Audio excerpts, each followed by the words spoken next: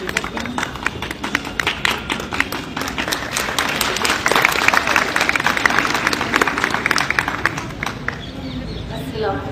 वालेकुम वरहमतुल्लाहि वबरकातुहू। मेरी प्यारी माएँ बहुत सारी है, बहुत सारी बहनें हैं यहाँ पे। एंड मैं सबसे पहले मैं आप सबकी बहुत बहुत बहुत ज़्यादा शुक्रगुजार हूँ कि आपने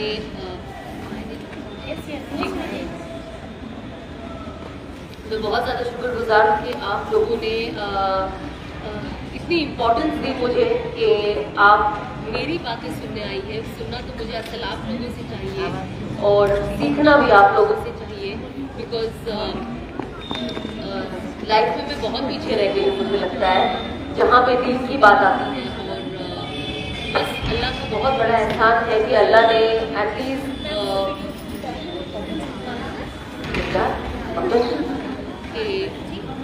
अल्लाह ने एक सही वक्त पे अल्लाह के कहते ना हर चीज में अल्लाह की हिम्मत होती है। आप सब लोगों को साफ सुनाई दे रहा है पीछे भी? ये समझ में नहीं आ रहा है, ठीक है? तो बस सबसे पहले शुक्रगुजार मैं इस फैमिली की हूँ जिसने मुझे यहाँ पे बुलाया और मुझे ये मौका दिया। ट्रस्ट मी, जब मेरे शौहर ने मुझे कहा कि सना देवबंद जाना है, मैं देवबंद के नाम से इतनी एक्साइटेड रहती हूँ हमेशा।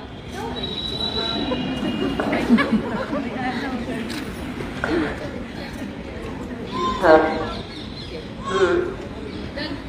ठीक है। मैं इतनी ज्यादा एक्साइटेड रहती हूँ देवबंद के नाम के साथ, जैसे कोई बच्चे के लिए कैंडी होती है ना कि वो बच्चा देख के अरे चाहिए चाहिए।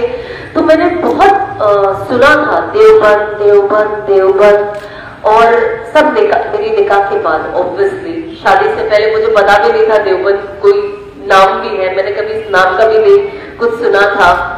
एंड मुझे आज भी याद है जब मेरा निकाह हुआ था एंड जब मैंने मेरा पहला पोस्ट डाला था मेरे और मेरे हस्बैंड की फोटो का, जब आधी दुनिया गोवा में चले गई थी तो जैसे मैंने वो पोस्ट डाला मुझे नीचे बहुत सारे कमेंट्स आए, बहुत सारे, जिसमें से बहुत लार्जर पर्सन ने मुझे लिखा था, अच्छा तुम देवबंदी हो गई, तुम वहां भी हो गई। और मैं सोच रही ये दोनों कौन है, क्योंकि मुझे तो दोनों ही नहीं पता था कि ऐसा भी कुछ होता है। मुझे याद है कि मैं मेरे निकाह के जब फोटो बाहर आया, मैं दूसरे दिन मेरे हस्बैंड से पूछी, मैंने कहा हम वहां भी है? मेरे हस्बैंड शॉक हो गए। उन्होंने कहा तुमने कहाँ से ये देखा, क्योंकि तुम्हें तो पता नहीं है। मैंने कहा नहीं, कमेंट में लोग लिख रहे हैं। तो तब से फिर मैंने बोला अच्छा ये बताओ कि लोग जो देवबंदी देवबंदी बोल रहे हैं ये क्या है, क्योंकि मुझे नॉलेज नहीं था, मुझे लगा ये भी शायद कोई एक सेक्ट है। तो उन्होंने कहा नहीं, देवबंद में जो लोग पढ़ते हैं एक दारुल है जहाँ पे पढ़ते हैं, तो जो लोग वहां से फारिग होते हैं उन्हें देवबंदी कहा जाता है। And I was like, अच्छा, तो ये जैसे मैं स्कूल में थी, जैसे मेरे स्कूल का नाम कनौसा था, तो अब मैं कनौशियन हूँ, तो उस तरीके से लोग देवबंदी होते हैं। एंड देन फिर मैं देखती थी एंड जाहिर सी बात है जैसे जैसे वक्त जाता गया मैं अपने, चाहे वो इंस्टाग्राम हो यूट्यूब हो, मैं दीनी चीजें देखती थी ज्यादा। तो जो चीज देखते हो इंस्टाग्राम आपको वो डिस्कवरी में ज्यादा दिखाता है। तो मैं बहुत सारी ऑल ऑफ सडन देवबंद इतना आने लग गया मेरे इंस्टा के फीड पे, और ये जो अशार आते हैं उलमाए देवबंद, ये जो बहुत अच्छा लगता है सुन के। तो जैसे मेरे हस्बैंड ने कहा कि देवबंद जाना है, मैंने कहा चलो मुझे तो जाना ही है।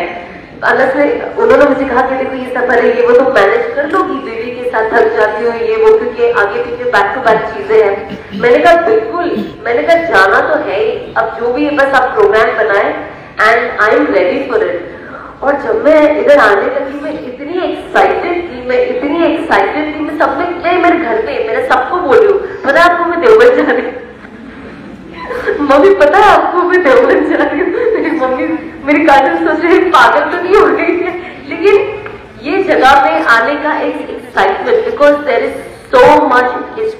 बिजनेस, है ना। अल्लाह ने जो काम इस सरजमीन से लिया है वो शायद ही कहीं से लिया होगा। And Deoband has always been a huge inspiration in terms of दावत।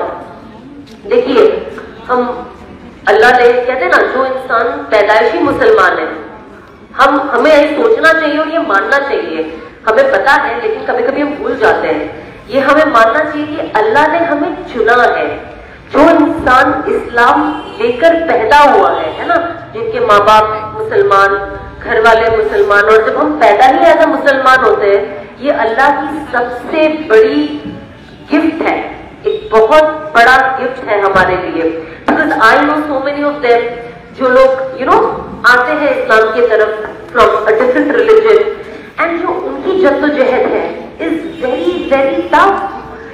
मैं इतने लोगों से मिली हूँ, जब मैं ट्रैवल भी करती हूँ तो मुझे वहां मेरी मुलाकात होती है कुछ बहनों से जिन्होंने इस्लाम कबूल किया, एंड जब मैं उनकी स्टोरी सुनती हूँ तो उस वक्त मुझे रियलाइज होता है कि अल्लाह हमारे पास कितनी अनमोल चीज है और इसका हमें वैल्यू भी नहीं है ना। हमें पता ही नहीं है कि ये क्या है।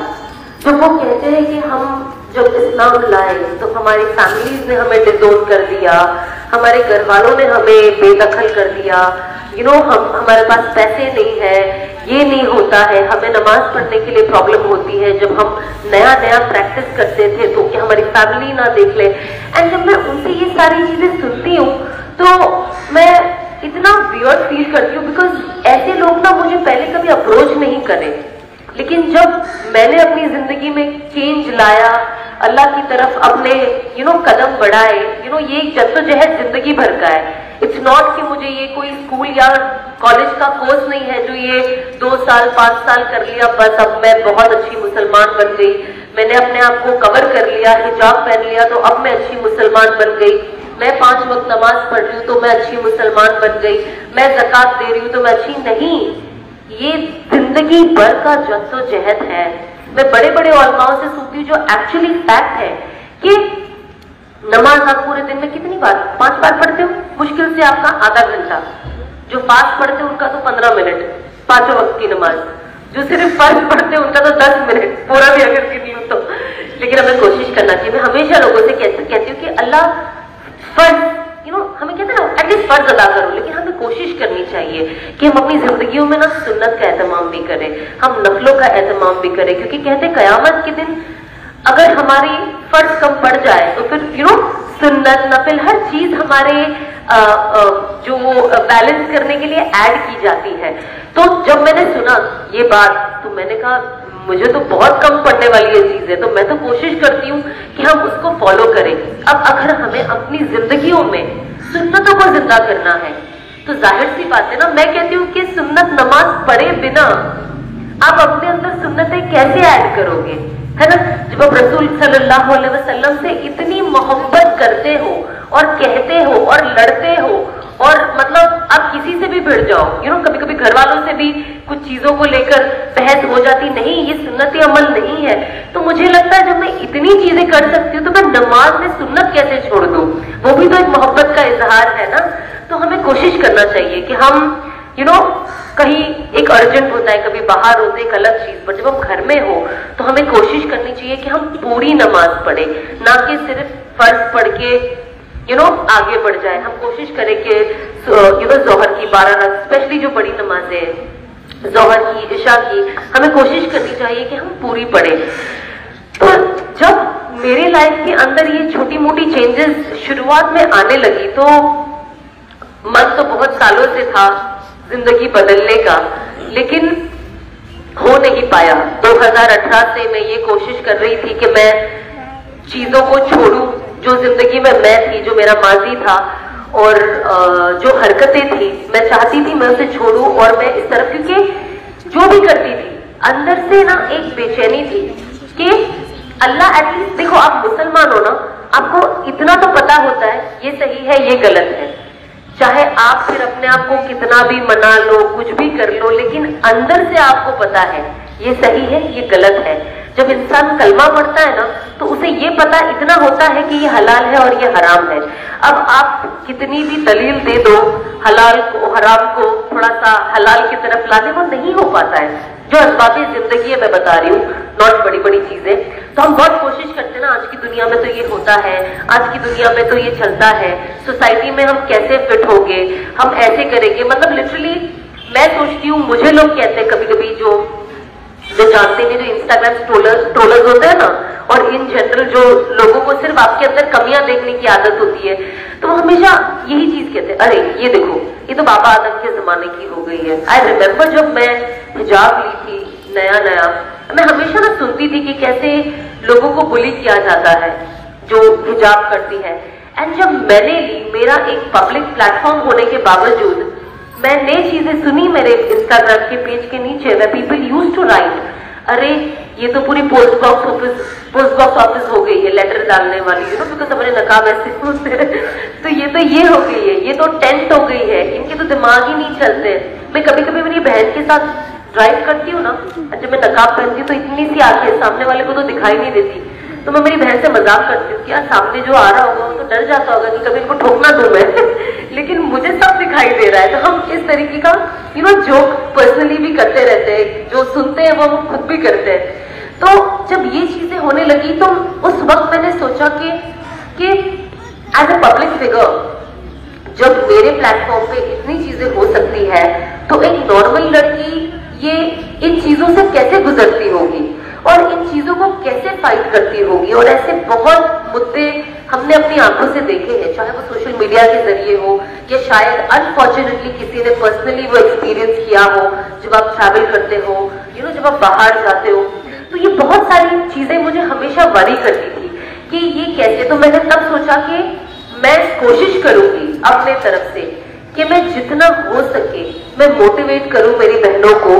और जो एक डाउनर आता है ना, कभी कभी हम सोचते हैं कि ठीक है अब ये लेकर यहाँ नहीं जा सकते, ये पहन के यहाँ नहीं कर सकते। मैंने देखा है मेरी बहुत बहन ऐसे डाउन हो जाती है, तो मैंने बस सोचा कि मैं अपने सोशल मीडिया के जरिए या जब मैं पर्सनली जाऊं, मैं एटलीस्ट कोशिश करूं कि मैं उन्हें मोटिवेट करूं कि ये हमारा एक्चुअल एम्पावरमेंट है, ये चीज एक्चुअली हमें हिम्मत देती है, ये चीज हमें खूबसूरत बताती है। क्योंकि दुनिया तो हमें कुछ और बताती है, दुनिया बताती है जितना दिखोगे उतना आगे बढ़ोगे और उतना खूबसूरत दिखोगे। उसी साइड इस्लाम क्या बताता है, जितना छुपोगे जितना ढकोगे उतना ज्यादा निखरोगे। अब निखरना तो दोनों बता रहे हैं, बट किस हिसाब से निखरना है ना, क्योंकि वर्ड एक है लेकिन हमें उसकी डेप्थ ही नहीं पता है। मुझे पहले लगता था कि वो मेरी सक्सेस है। कहते हैं ना जिंदगी में ना, जब आप अल्लाह के लिए कुछ करो, जब मैं नया नया सुनती थी, जो इंसान अल्लाह से जब कनेक्शन नहीं बनाता है ना, उसे हर चीज अलिफ लैला की कहानी लगती है, जैसे मुझे लगती थी।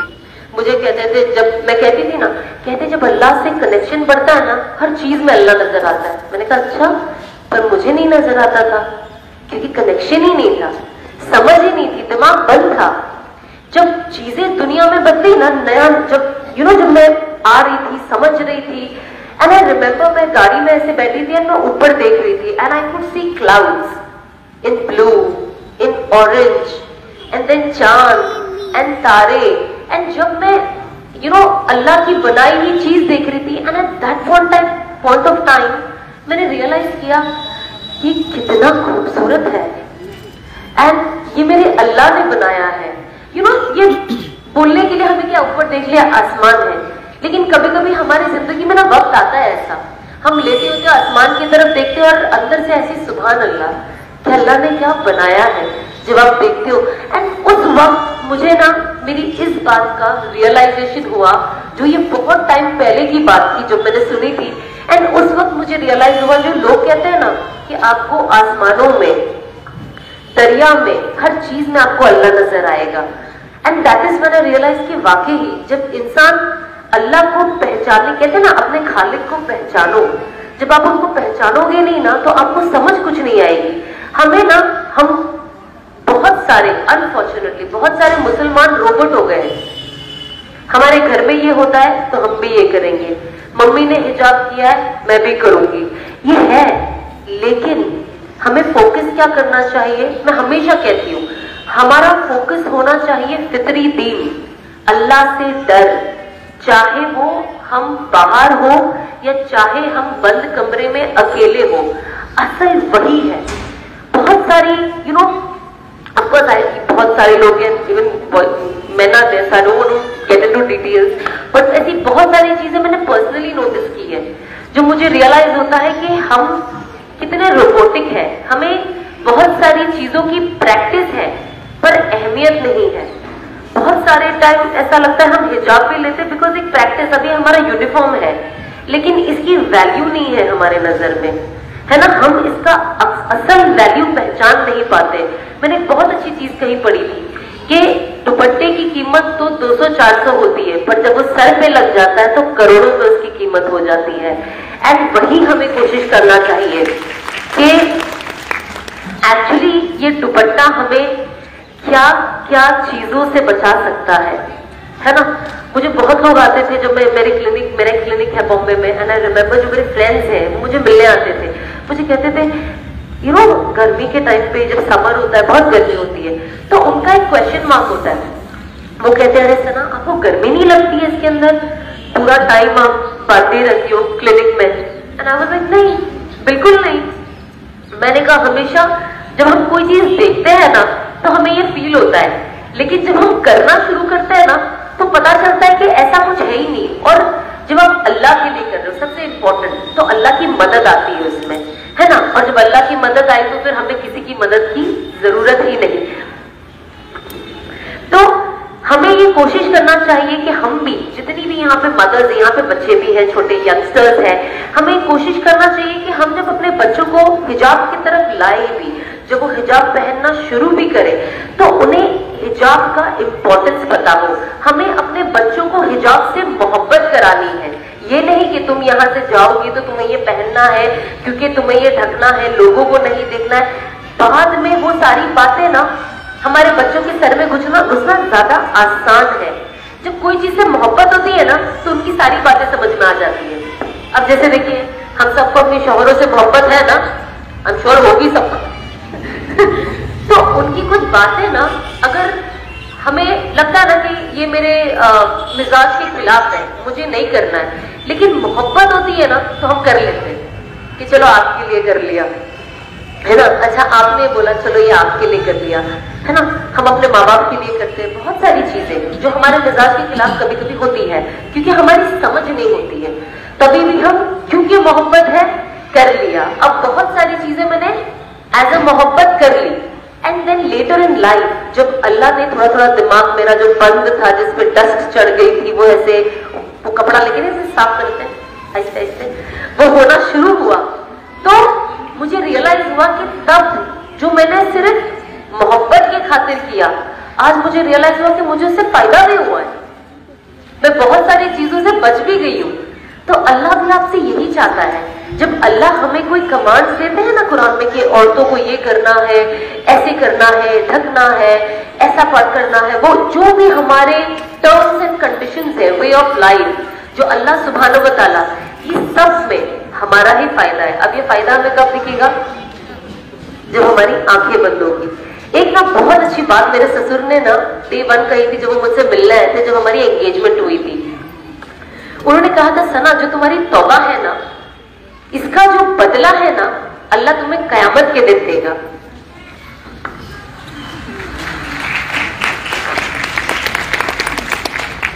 ये इतनी अच्छी बात है कि मैं जब कहती हूँ ना मुझे रोना आ जाता है, लेकिन इसकी जो बरकतें हैं ना तुम इस दुनिया में देखोगी।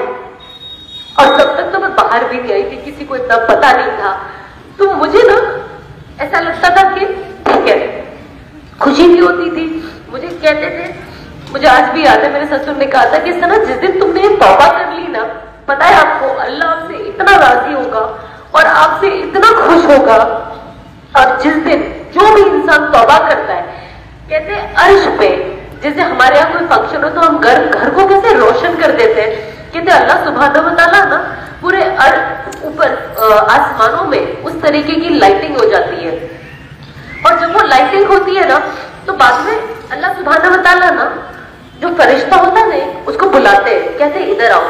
तुम्हें याद है ये बंदा जब ये गुनाह कर रहा था, तुम कहते थे कि अल्लाह मुझे इजाजत दे दो तो मैं इसे मार दूं, मैं इसे खत्म कर दूं। देखो आपकी कैसी नाफरमानी करता है, जलाल आता है, जमीन को जला लाता है, पानी को जला लाता है, पहाड़ों को जला लाता है। जब वो देखते हैं कि हम अल्लाह की नाफरमानी करते हैं, ये हर वक्त अल्लाह से इजाजत मांगते हैं कि पानी कहता है कि अल्लाह इजाजत दो मैं बह जाऊं और इन सबको डुबा दूं। पहाड़ कहता है कि मैं इनको इन दोनों पहाड़ों के बीच में दबा दूं। हवा कहती है कि मैं इन्हें गोल घुमा के इनको खत्म कर दूं, क्योंकि इन्हें जलाल आता है कि ये अल्लाह को कैसे, अल्लाह के कैसे नाफरमान है ये लोग। तो कहते हैं कि ऊपर जब लाइटिंग होती है और जब अल्लाह उस फरिश्ते को बुलाता है और कहता है कि देखो तुम पता है कहते थे कि इसकी जान ले लो, इसको ये कर दो, इसको खत्म कर दो, देखो आज मैंने उसने मुझसे आज सुलह कर ली है।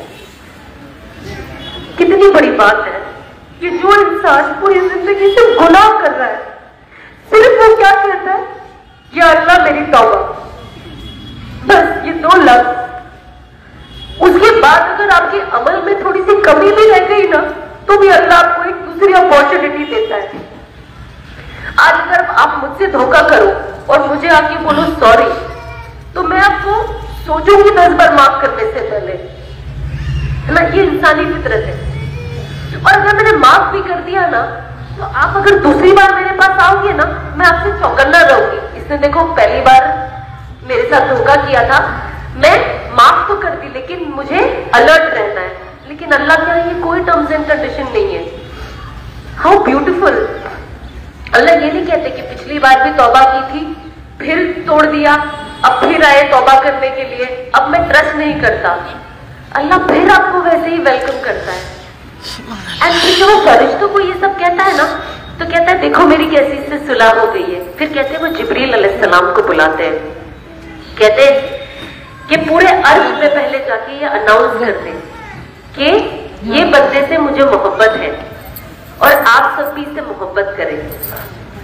फिर जमीन पे जाए, जमीन पे जाके अनाउंसमेंट कर दे कि इस बंदे से मुझे मोहब्बत है, आप भी इनसे मोहब्बत करें। फिर जंगलों में जाए, जो डेंजरस एनिमल्स होते हैं, जो उन्हें कहे कि मुझे इस बंदे से मोहब्बत है, आप भी इससे मोहब्बत करें। फिर वो पानी के अंदर जितनी मच्छियां होती है कहती उधर जाके ऐलान करें कि मुझे इस बंदे से मोहब्बत है, आप भी इस बंदे से मोहब्बत करें। एंड ये मेरे ससुर की बात मैं आपको बता रही हूँ, जो उन्होंने मुझे डे 1 बताई थी जब हमारी एंगेजमेंट हुई थी। एंड आई रिमेंबर मैं इतना रो रही थी, मुझे इतना एम्बैरेसमेंट भी फील होता था। पहले मुझे रोने बहुत शर्म आती थी, लेकिन अब मैंने कहा कि क्या करूं, जब बात ही आती है अल्लाह उसके रसूल की तो आंखें ही नहीं रुकती है। कितनी भी कोशिश कर लूं, मैं हमेशा सोचती हूँ कि सना आज नहीं रोना है, लेकिन आ ही जाते हैं आंसू। मैं तो घर पे रहती हूँ, बहुत बड़े बड़े उलमाओं की चीजें सुनती हूँ, तो मुझे ऐसा लगता है कि मैं इनकी एक पर्सन भी बन सकती हूँ क्या, जब मैं इनकी कुर्बानियां देखती हूँ।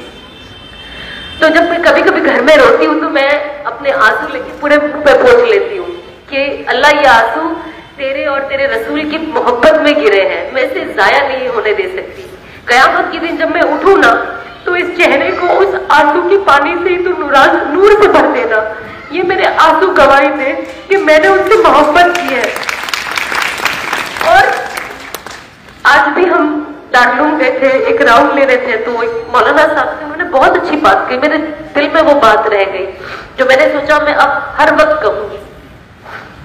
उन्होंने कहा अरे आप आए ही हैं यहाँ पे, आप लोग इतने मशहूर हैं, तो ये इतना वहां पे जैसे भीड़ हो रही थी, तो उन्होंने इतनी अच्छी बात कही कि अल्लाह ने मशहूरियत तो दे दी है, अब मकबूलियत भी दे दे। एंड आप इस चीज के बारे में दुआ करते हो, आप अल्लाह से मांगते हो कि अल्लाह, हम मांगते तो मकबूलियत की ही है, लेकिन कभी कभी ना कुछ ऐसे सिचुएशंस होते हैं जब इंसान कहता है ना, वो सीधा जाके दिल पे लगता है ना। तो अल्लाह से हमेशा हम सबको एक डर भी होना चाहिए कि अल्लाह हम इस दुनिया की चीज में ना गुम ना हो जाए, है ना। दीन मिल जाता है, कभी लाइफ चेंज हो गई है, जाती हूँ, मोहब्बत मिलती है। जो मेरे ससुर ने जब ये हदीस जब मुझे बताई इस चीज के बारे में, तब तो पता नहीं था, क्योंकि घर से बाहर नहीं निकली थी, किसी से मिली नहीं थी, किसी से कोई बात नहीं हुई थी। पर हर वक्त अब जब मैं बाहर जाती हूँ, कुछ पोस्ट करती हूँ, जब ऐसे इज्तिमा होते हैं और जब लोगों को वहां आते हुए देखती हूँ, मुझे वो बात ना हमेशा याद आ जाती है। और हर मेरे जो ये मोटिवेशनल स्पीच कह लो, बयान कह लो, जो भी है, यहाँ पे मुझे वो बात बोलना इतना लाजमी हो जाता है कि मुझे लगता है कि जो जिब्रील अलैहिस्सलाम ने जाके दुनिया में कहा ना कि अल्लाह को इस बंदी से मोहब्बत है, आप भी करो, तो जब ये मैं मोहब्बत देखती हूँ ना, तो मुझे लगता है मैसेज पहुंच गया और दिल को एक सुकून महसूस होता है। बस मैं चाहती हूँ आप लोग भी मेरे लिए दुआ करें कि अल्लाह मुझे इस्तिकामत दे और इखलास दे और इसमें डटाए रखे, बनाए रखे, और जब तक अल्लाह ने जिंदगी दी है अल्लाह मुझसे दीन का काम लेते रहे। देखिए मेरे अंदर भी ना बहुत खामियां है, बहुत खामी। मैं भी कोई अच्छी मुसलमान नहीं हूँ, मैं नहीं बोल सकती कि मैं अच्छी हूँ। मुझे नहीं पता अल्लाह को मेरा कौन सा अमल अच्छा लग रहा है। कभी मुझे लग रहा होगा ये अमल बहुत अच्छा है, पर हो सकता है अल्लाह को नहीं पसंद आ रहा होगा। मुझे याद है जब हम रमजान में कुरान की तिलावत होती है, जब 2021 में हम घर में बैठे थे, हम हमेशा में मेरे शौहर को बार बार पूछते थे कितने कुरान शरीफ पढ़े, कितना पारा हो गया। वो तो बहुत ज्यादा पढ़ते, तो मैं उनके साथ कंपटीशन में ही नहीं हूँ, मैं अपने टाइप वालों को पूछते रहती हूँ। तो मैं मेरी मम्मी को पूछते रहती हूँ फोन करके, कौन से पारे, तो आप कौन से? तो मेरी मम्मी हमेशा कहती तुझे मेरे पारे की क्यों पढ़ी है, तो अपना पढ़। मैंने कहा मुझे देखना है आप लोग कौन से पारे पे हो। एंड आई रिमेम्बर जैसे रमजान खत्म हुआ उस वक्त 2021 की या 22 की बात है, तो मैंने मेरी अम्मी को कहा, मेरी मदर इन लॉ, मेरी सास को, कि अम्मी अल्हम्दुलिल्लाह इस बार मैंने 4 कुरान मुकम्मल करे। एंड उस टाइम मेरी अम्मी ने कहा कि बेटा पढ़ा तो है हमने 4। मेरी अम्मी भी माशाल्लाह अच्छा ही पढ़ती है, घर में मेरी ननंदे बहुत अच्छा पढ़ती है। तो कहते बट अभी अल्लाह ने इसमें से एक भी कबूल किया है कि नहीं वो नहीं पता। जो मेरा ऐसा था ना वो पूरा फुस जीरो। हाँ व्हाट इफ अल्लाह ने कबूल ही नहीं किया है। एंड मैं अल्लाह को, बिकॉज मेरी अरबी इतनी अच्छी नहीं है, तो मैं रोमन इंग्लिश में पढ़ती हूँ, फिर मैं तर्जुमा भी पढ़ती हूँ। तो मैं कहती हूँ, जब मैं पढ़ती भी हूँ ना, तो मैं कहती हूँ अल्लाह ने तो मुझे पता है, आई नो बहुत प्रॉब्लम है इसमें, मैं कुरान पढ़ते पढ़ते, लेकिन अल्लाह में प्लीज इस एफर्ट को आप एक्सेप्ट करना, क्योंकि एंड ऑफ इट कबूलियत और मकबूलियत और पसंद करना और राजी करना सिर्फ आपको है ना। दुनिया तो किसी को जीने नहीं देगी, वो आपके अंदर, कहते हैं ना, अल्लाह कहता है 100 बुराइयों में से 99 बुराई हो, एक अच्छाई हो, उस एक अच्छाई को उभारो। दुनिया कहती है 99 अच्छाई हो, साइड में रखो, एक बुराई है उसे उछालते रहो, जब तक का सामने वाला इंसान दिमागी मरीज ना हो जाए, जब तक आप उसको डिप्रेशन में ना डाल दो, जब तक कि आप उस पर तहमतों का और बहतानों का पहाड़ ना डाल दो, जब तक आप उसको जिल्लत ना दे दो। क्यों? हसद।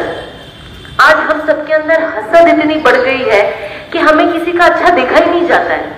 एंड ये हमारा सबसे बड़ा ड्रॉबैक है, क्योंकि जब हम किसी के लिए अच्छा चाहेंगे ना, तो अल्लाह हमारा भी अच्छा करता है। अब हम आपस में ही कहते एज एन हम वी आर वन उम्मा, हम सब एक है, कोई फर्क नहीं पड़ता कौन कहां से क्या है, हम सब एक है। जब तक ये बात हमारे दिमाग में फिट नहीं होगी ना, हमारा अच्छा नहीं हो सकता। मैं देखती हूँ लेडीज मिलती है, जैसे बाहर जाती है, इसकी बुराई शुरू, उसकी बुराई शुरू। तो मतलब क्या हुआ? क्या मतलब हुआ इसका? हमें कोशिश, क्योंकि ये लेडीज अनफॉर्चुनेटली हमारे अंदर ये इतना बड़ा प्रॉब्लम है, बैठ के गीबत करना और बुराइयां करना, और ये इतने कहते हैं ना उरूज पे है कि इससे बचना इज सो टफ कि हमें कोशिश करना चाहिए, जितनी भी हमारी बहनें, अगर हमें इससे बचना है, इसका आसान तरीका मिलना ही बंद कर दो लोगों से। कभी कभी ना आपको अपने आप को ना कोई चीज के लिए, अगर आप अपने आप को तैयार कर रहे हो ना, तो बहुत चीजों की कुर्बानी देनी था। रमजान होने वाली एंड मैं बहुत बड़े बड़े डिसीजंस ले रही थी, मतलब जब मैं ले रही थी, और ये टीवी चलना ही नहीं है, देखना ही नहीं है टीवी को। तो मेरे हॉल में टीवी थी, मेरी मम्मी के बेडरूम में टीवी थी, केबल कनेक्शन थे, और जनरली आई डोंट नो आपको पता है कि नहीं, जब होता है ना घर से कोई हमारे घर के जो मर्द होते हैं, जब वो 40 दिन जाते हैं, 4 महीने जाते हैं, तो वो घर पे आते हैं ना, बहुत स्ट्रिक्ट हो जाते हैं, है ना। 40 दिन और 4 महीने आपके अकेले के लगे हैं, पूरे घर के नहीं। तो आपका जहन अलग है अभी, क्योंकि आप जस्ट फ्रेश निकले हो। हमारे पे आराम से काम करो हिकमत। तो और ऑफ कोर्स मेरी शौहर की सबसे ज्यादा मेहनत मेरे पीछे। तो मैं जो सीखती थी ना, सबका प्रेशर मेरी मम्मी पे डालती थी, हर चीज का प्रेशर मेरी मम्मी पे। ये तो अब मैंने डिसाइड किया है कि हम टीवी कभी, रमजान में तो अल्हम्दुलिल्लाह कभी चालू भी नहीं करते थे, बट मैंने कहा ये सही टाइम है इसको गिव अप कर देने का। एंड आई रिमेम्बर मैंने केबल कनेक्शन खुद का भी काट लिया और मम्मी का भी काट दिया। मैं इसके लिए आपको एग्जाम्पल दे रही थी वक्त मैं लगा रही थी तो मेरी मम्मी की नहीं क्या हो क्या रहे थे सब, तो मैंने मेरी मम्मी का भी केबल कनेक्शन काट दिया। एंड मम्मी को लाइक, अब हम रमजान तक तो मम्मी को पता नहीं था। मैंने कहा जब बाद में पता चलेगा तब बात होगी कि अब आप भी नहीं देखोगी। उसके बाद मिड रमजान, अल्हम्दुलिल्लाह रमजान में जैसे हम सुनते हैं ना कि रमजान में अल्लाह ने कितने बड़े बड़े मुआवजे किए, है ना, कितनी सारी चीजें अल्लाह ने रमजान में ही करी। कुरान नाजिल हुआ, बहुत कुछ, इतने सारे इंसिडेंट्स हैं जो रमजान को अल्लाह ने चुना कि इस महीने में ये होगा। तो मेरी भी लाइफ के जितने इंसिडेंट है, मैंने कहा मैं भी कोशिश करूंगी कि मैं रमजान का महीना ही चुनूं और अपनी जिंदगी से ये खबासत को, ये फितनों को सब निकाल दूं। मिड रमजान, अभी भी मुझे पता रमजान चालू ही था and I think last 1 week रह गया था, तब मैंने खुद से डिसाइड कर लिया था। ऑल ऑफ सडन बस ऐसा फोन देखा, मेरे फ्रेंड का फोन आ रहा था एंड आई डिसाइडेड आज से मैं फोन देखते देखते आज से मैं किसी गैर महरम से बात नहीं करूंगी। और ये सब मैं कर रही हूँ बिना किसी को बताए। तो सामने वाला सोच रहे पागल तो नहीं हो गई, क्योंकि किसी को मेरी पता नहीं है कि मैं एक जर्नी की तरफ अपना कदम बढ़ा रही हूँ। तो आई रिमेम्बर जो लोग मुझे लॉकडाउन में मदद करते थे ना, इफ्तार के टाइम, क्योंकि मैं बाहर नहीं जा सकती थी, तो मेरे दोस्त जो थे, गर्ल्स एंड बॉयज, मुझे इफ्तार भेजते थे, खाना सब खा पी लिया, लेकिन अंदर ही अंदर अब तुमसे बात नहीं करना है मुझे। तो जब वो वक्त आया, आई डिसाइडेड कि बस फोन देख के आज के बाद बात नहीं करनी है। एंड किसी को नहीं पता, तो लोग फोन पे फोन करे जा रहे हैं, फोन पे फोन। मैं फोन देख रही हूँ, ऐसे फोन बज रहा है एंड मैं अंदर ही अंदर के लिए नहीं बात करना है, नहीं बात करना है, उठाऊंगी ही नहीं, करना ही नहीं है। फिर मैंने ना, मेरे हस्बैंड जो होने वाले थे, मैंने उनको बताया कि मैंने ना आज से ना ये वाला भी फैसला ले लिया। तो वो बेचारे, उनको तो रोज पैनिक अटैक आ रहे थे कि ये कर क्या रही है, ये टिकेगी कि नहीं, ये क्या क्या फैसले कर रही है। पहले कहती है अब टीवी नहीं देखूंगी, उसके बाद कहती है अब गैर महरम से बात नहीं करूंगी। उसके बाद मुझे याद है जब मैंने हिजाब पहनना शुरू किया, वो मेरे इंस्टाग्राम का डीपी है, मैंने इसके लिए वो रेड स्कार्फ का डीपी लगाया क्योंकि उसी दिन डिसाइड किया था अब हिजाब नहीं उतरेगा। तो मुझे याद है कि मैंने ना ऐसे ही हिजाब गई तो मुझे इतना अच्छा फील हुआ। All of sudden I felt that ease, कहते हैं ना दिल में सुकून कि, और मुझे लगा कि सना यही तो सुकून मैं ढूंढ रही थी। तो मैंने बस हिजाब लिया, 2-3 दिन मैं अपना करते रही। लोगों को लगा कि चलो कोरोना है, कोविड की वजह से। And then one day I am like अब मैं हिजाब ले रही हूँ and Anas is like are you sure? या I am very sure. And उस वक्त कोविड जा रहा था तो काम का भी मौका मिल रहा था। तो मुझे अभी भी याद है, मैंने मेरे हस्बैंड को कॉल किया, मैंने कहा देखो ये काम का एक ऑफर है, आया है, स्टंट शो है, बॉम्बे में हो रहा है इस बार, पहली बार इंडिया में। तो मेरे हस्बैंड ने बोला कर लो। मैंने बोला नहीं करना, मैंने काम भी छोड़ दिया।